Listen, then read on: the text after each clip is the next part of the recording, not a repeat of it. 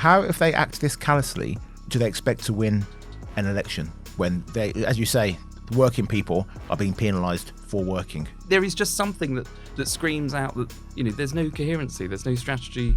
This government is just not sure what it's doing. It doesn't know what it stands for. Liz Truss said that the left people have infiltrated every institution in this country.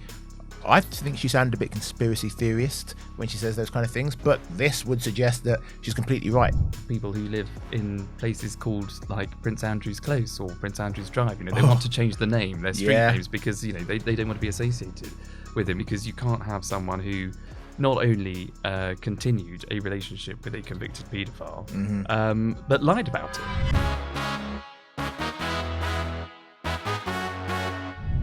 Hello, I'm JJ Anisiobi and welcome to the Daily Expresso. Today I'm joined by ex-Tory Special Advisor Charlie Rowley. Charlie boy, how you doing? I'm very well, thank you for having me back. Yeah, very welcome. You notice anything different about me today? You're not wearing a tie. Correct. You made a whole song and dance last time about that you were wearing a tie these days, and I thought, it made me feel like although I can't. You're exactly. in a t-shirt today. A t-shirt. We've gone relaxed. It's a Tuesday. And beneath the table, he's wearing jeans and trainers. So that tells you everything you need to know about this man. I wondered what you were going to say then. I've got a cup of tea under the table. It's a very nice one too. But you're Tash. Yeah. I'm seeing it. Movember, support Movember. Very good. Just do my bit.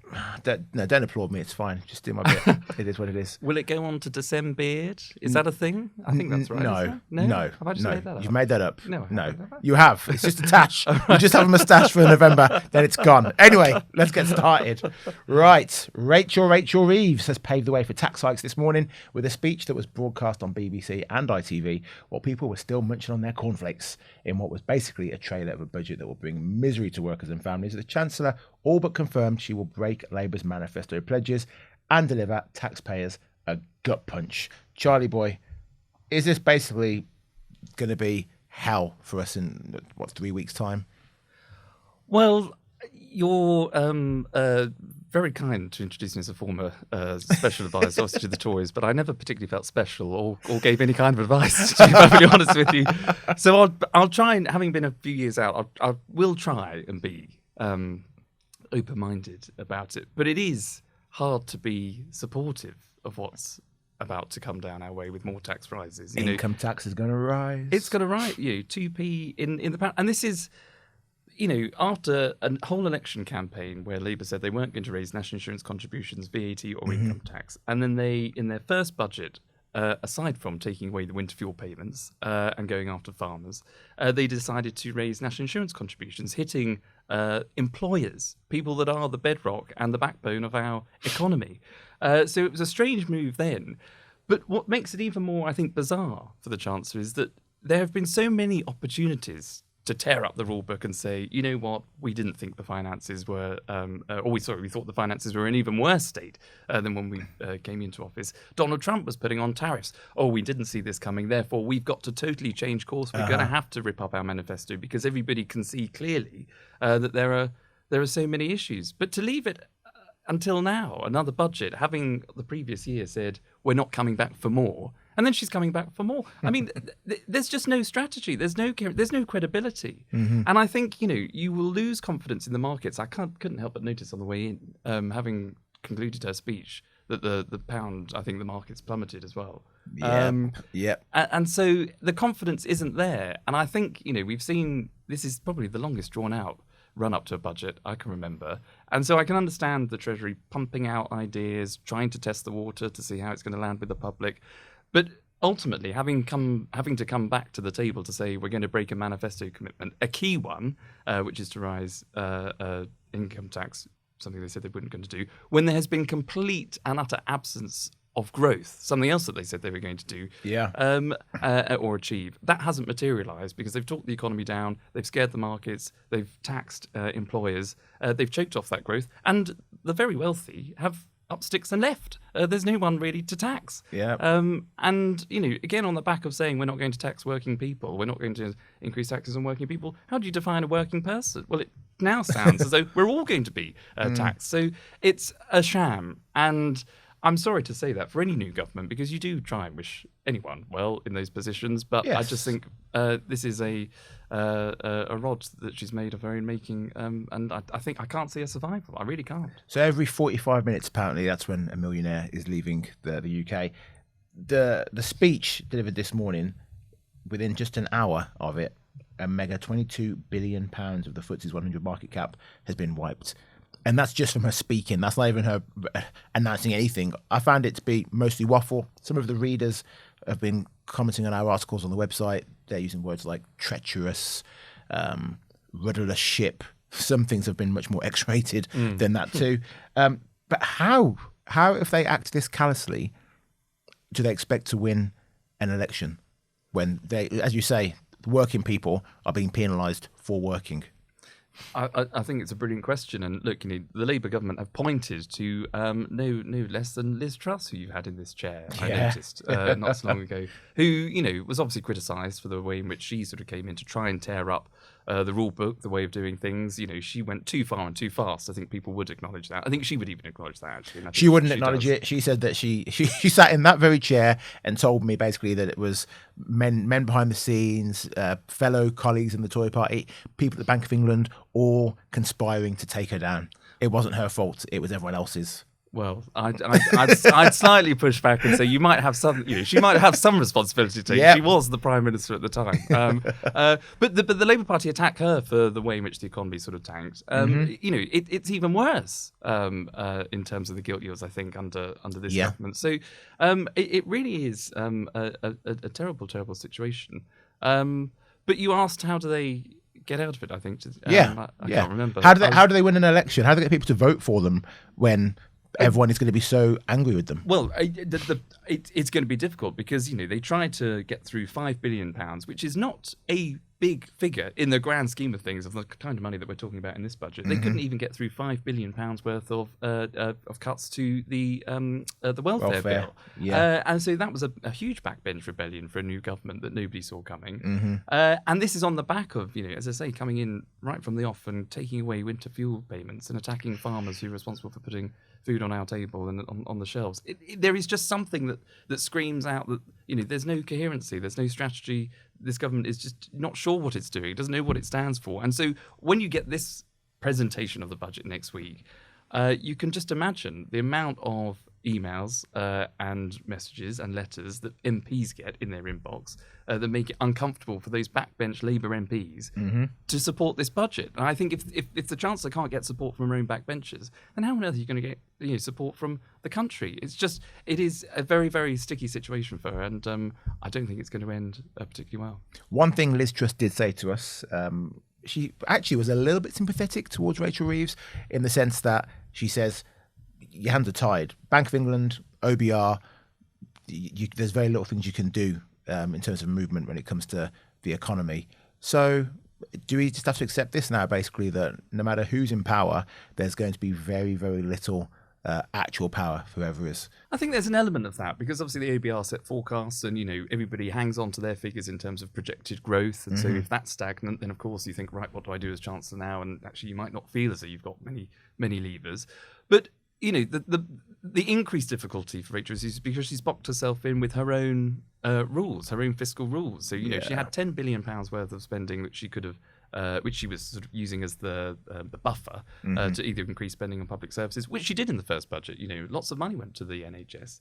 And she was very proud about that. But they've been borrowing, interest rates haven't come down. It costs, I think, about, now someone will correct me, an avid listener, no doubt, it's about 100 billion on our debt interest payments. Yeah, that's alone. correct. Yeah. And that's a combination of, I think, the schools bill, the policing bill, and our defence bill put together. That's ridiculous. So, borrowing more to spend is not the answer. Increasing taxes on working people who are already feeling the pinch, where their taxes have been high for over a decade. And you've got the most wealthy people leaving our country. What's left? It just means, slower growth or no growth at all. The richest leaving, firms and businesses then trying to cut back the costs, so unemployment going up, and it's a doom loop that spirals downward, where the economy just completely stalls, retracts, and you don't get that inward investment, and therefore there's no alternative then at that point for any government, particularly a new one, to change course. And if you're going to change your economic policy so drastically, you've got to change the Chancellor. Trump has a new enemy. It's the BBC, after the corporation doctored one of his speeches by making him appear to encourage the Capitol Hill riots. That's according to an internal whistleblowing memo. Now, according to this report, a Panorama programme broadcast a week before the US election completely misled viewers by showing the president telling supporters he was going to walk to the Capitol and fight like hell with them, when in fact, Trump actually said he would walk with them to peacefully and patriotically make your voices heard. Again, we've just waxed on lyrically about how people have lost trust in the government and how can we possibly vote for them. How can we have any faith in the BBC? They're supposed to be the bastion of media, of journalism, the highest of standards, known across the world, more than any other news organisation. The BBC is the most recognisable across the globe. And they are putting out, as Trump would say, fake news. Yeah, I think I wondered why you got me in today, because I think the last time we spoke, we talked about the BBC and the licence fee, and I defended it. And the more and more as the days goes on, I can find myself, unable to defend the BBC anymore. And I think, look, the whole point of the BBC was to, inform, educate, and entertain. So, I will always defend Strictly Come Dancing as an entertainment programme, a flagship Saturday night programme. I don't think anyone else here agrees. I'm looking around. But I will. And but there are just now so many issues with the BBC, and it's ones that they can't even wash their hands off. When there are scandals around presenters, for example, Jimmy Savile historically, Hugh Edwards, those are issues that, of course, bring the BBC into disrepute. But they are individuals acting in a heinous, but also in a private way. That's their life away from, you could argue, the corporation. People might have known about it within the BBC that might not have been high executives or whatever, but that's a personnel issue. We're now seeing the editorial of the BBC come into question. So not least of all the Bob Vylan Glastonbury Act, shouting obscene things, which editors could have pulled, but they chose not to. We've seen a Panorama documentary that was put out where the so-called documentary maker had links to Hamas. Yeah. So, talking completely, talk about bias and unfairness. That is something that they were prepared. They pulled it, but, those checks and balances should have been carried out first and foremost. And now, another Panorama, I think it is, special that went out, faking what Donald Trump had said to incite riots in the Capitol. That is completely unacceptable.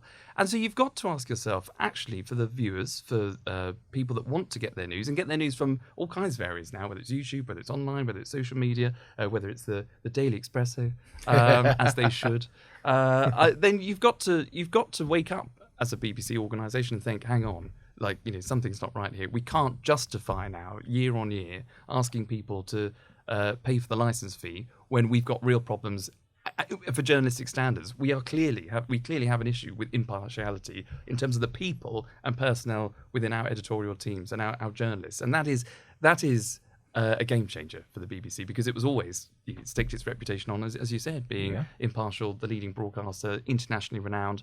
Well, all of that now, clearly on an international level, the US must absolutely hate us now. Absolutely. Donald Trump certainly will. Yeah. Well, Boris Johnson has called this an absolute disgrace. I'll quote Liz Truss again. Liz Truss said that the left people have infiltrated every institution in this country. I think she sounded a bit conspiracy theorist when she says those kind of things, but this would suggest that she's completely right. If the people at the BBC, the journalists, if we can even call them journalists, some of them, if they are pushing a leftist agenda, then they are going against the guidelines of the BBC to be impartial. So what we should be seeing now then is the BBC saying, okay, people who worked on that specific episode of Panorama, they're going to be disciplined. We'll have an internal investigation, find out who's to blame, and those people should be removed from their positions. But we're probably not going to see that happen. No. And, the defence that the BBC always try and put up, and it's sort of understandable, but it just raises more questions, is that, there are so many different parts of the BBC. So, the people that run, and it sounds a small point, but it's actually quite a significant one, the people who run, for example, BBC Online. So if you go online and you look at the BBC website, that is a totally different editorial team to people that are running BBC News or 6 at 10, or News 24. They're a complete... So And you see some of the headlines that actually are on the BBC online, and you think, that's not quite the headline I would have gone for, when other people, other organisations, other outlets are actually telling it as it is. Yeah. There is either a bias or a softness or a diluting of what is reported for particular political purposes or international affairs or religious purposes, whatever it is. So that needs to be looked at. And there have been many people, many directors of the BBC have said that is a problem. So why hasn't it been addressed? Yeah, and it never will get addressed, unfortunately. I've said it before, I'll say it again. There's not enough working class people working at the BBC. It's the same people throughout, and the higher you get, the more it's actually some of your old chums, former Tory boys. They're the ones who are filling the management sphere over there. Chums? I don't have any friends, JJ. You're my only friend, which is why I'm here. A reform-led council has ruled that Union and St George's flags must come down in order for villages' traditional Christmas lights to go ahead. Kent County Council, whose leader once vowed not to remove flags put up unilaterally by the people of Kent, told Harwich Parish Council that flags must come down from streetlights before festive lights could go up because of safety concerns. Now, as a proud Catholic, I don't really care about Christmas lights. That's not what Christmas is about for me. But it is quite ironic that the people who had demanded and thrown these flags up over every lamppost and every street corner are now going to essentially ruin what is our national Christmas holiday.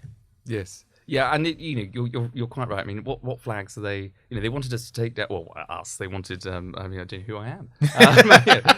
They wanted, councils and everyone else to take down like the Ukraine flag, the Pride flag. Yeah. Any other sort of religious or flag that might be flying in a particular town hall or whatever to reflect and represent the community that might be living there. But we should be putting up the St George's flag and the Union flag, and that was their argument. So to take them all down and put up Christmas lights, it is a bit, what direction do people want to take? I mean, I suppose they would argue that making way for flags for Christmas lights is because Christmas is a Christian sort of celebration. Yes, and we seem to as a country rightly celebrate all kinds of religious festivals, but Christmas always tends to take a back seat, when it comes to Easter or Christmas. It's, I think even schools send out letters saying, happy holidays. It's the winter holidays. It's not Christmas. And that jars with a lot of people, but that plays into the reform, ideology of wanting to restore patriotism, the values of the UK, people's things that people feel have been eroded over time. That plays into the message of we want our country back, and that's about things like calling Christmas Christmas. Yeah, not pussyfooting around what you should or shouldn't say. Yeah, or don't feel you're able to say. Just call it out for what it is. It's a Christmas holiday. Yeah, so I think that's kind of where they're coming from. But they. Kent and other reform councils, they're under a bit of pressure, not least of all Kent, because they had a bit of a row, an internal row not so long ago. And I think people will be watching to see what do those councils do. And there is an alternative narrative. If you're Labour, if you're Conservative, if you're any other opposition party, you'll be saying, how can a reform council, or if reform can't run a council properly, how on earth do they run the country? Exactly. Precisely. Well, the parish council has asked for the people who've put up the flags to take those flags down so the Christmas lights can go up.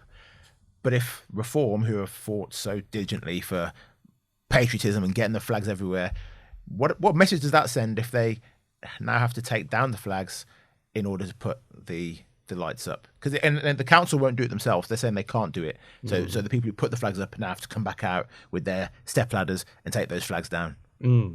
Well, it's not one, isn't it? I mean, anyone got a step ladder? And that's the trouble with local government. I know it's sort of an aside point, but parish councils and the actual, whether it's a district council, local authority, unitary authority, county council, the interconnect between the two is a problem because we've got too many councils in the country. I think they need to be streamlined more. Taxpayers need bang for their buck. But it's it's something that I think people will take a view one way or the other. Well, here's another fact for you. Councils are taking down the flags, especially when they're being put in places that are causing safety issues, or if they're painting them on roundabouts, they're having to remove those. The country has now spent £60,000 getting rid of the flags and the Union flags and St George's crosses this year. Should we be annoyed? Like, I've got potholes on my road. I want the potholes filled, but instead we're having to waste money taking down flags that shouldn't have been put up in the first place. Yeah, I sympathise with that, because what people want, taxpayers, they want those services. They want their bins collected. They want their potholes filled. They want to make sure that their kids are actually getting, school meals or good school meals at school. They want social care to be fixed. So they want their taxpayers' money effectively to go on local services that actually local councils have to deliver. I mean, I was again, I am a patriotic person. Absolutely. I'm all for flags. I would love to see more flags. Flags in schools, I think. Yes. Exactly. Council buildings, yes, but do I need to see them lining down my street? Not if England aren't playing. No, exactly. And I think you can't put up a sign on a roundabout to say "Happy Birthday, Judith." Happy 60th. That has to come down. Yeah. You can't just go around spray painting the roundabouts. Yeah. As patriotic as you feel. That's just not right. So yes, a lot of flags have gone up. If you support them, that's great. Okay, should we be spending that money to take them down? Probably not. Mm-hmm. Can the Christmas lights go somewhere else? Who knows? No, they can't. They can't, apparently. Well, the parish have spoken. The parishioners have the power. That's right. In this That's right. case. So it's going to be one that I think, again, divides a lot of people. People who see the flags come down might be angry and trying to put them back up again. There might be people that want to see a flag over the Christmas lights. I personally, I think the people that put up the flags, they've made a point. Mm-hmm. I think it was a very profound one. It got a lot of coverage. It got a lot of headlines. But I don't think, unless it is on a public building, a school, council, or whatever, if they need to come down, then they should come down, and Christmas should be celebrated, which is a unifying time. When I know the flag has been, not my view, but it has been divisive for different reasons. Yeah. But I wouldn't view it as divisive. But I know why some people do. But we can move on and look forward to Christmas with beautiful Christmas lights at the parish, with a mulled wine and a nice mince pie and Christmas cake. You lost me at mince pie. Disgusting. Let's finish with a right royal roundup. The royal family are still reeling after an insane weekend where Prince Andrew was stripped of his titles, and I think it's time to take a temperature check right now, because I want to start with Prince William first of all. He's on this 5-day environmental trip to Brazil for COP30. He's been playing football. He went to the Copacabana. Don't sing any more of it, because I don't want to get charged. Right. He's been playing volleyball on the beach. It looks like he's just a normal guy. Just a normal guy having a bit of fun in South America. But is he trying to...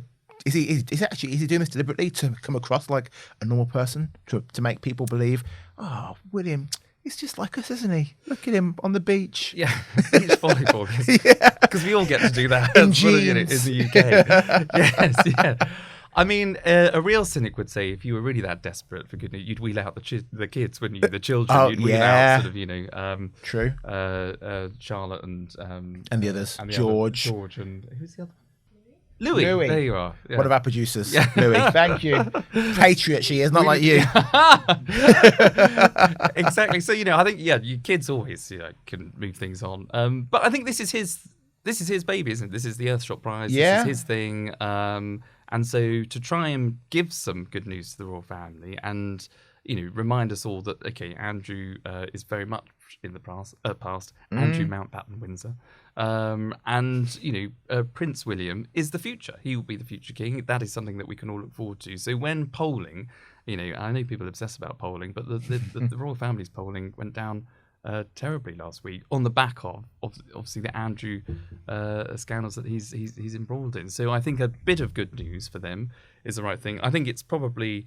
I don't think he's just organised this trip on the hoof. No, I think he it's hasn't. been in the diary for some time. So it's unfortunate that it's clashed with obviously whatever Andrew's problems are. But I think this is obviously a good thing for William and a good thing for the royal family. Well, even his dad's been out.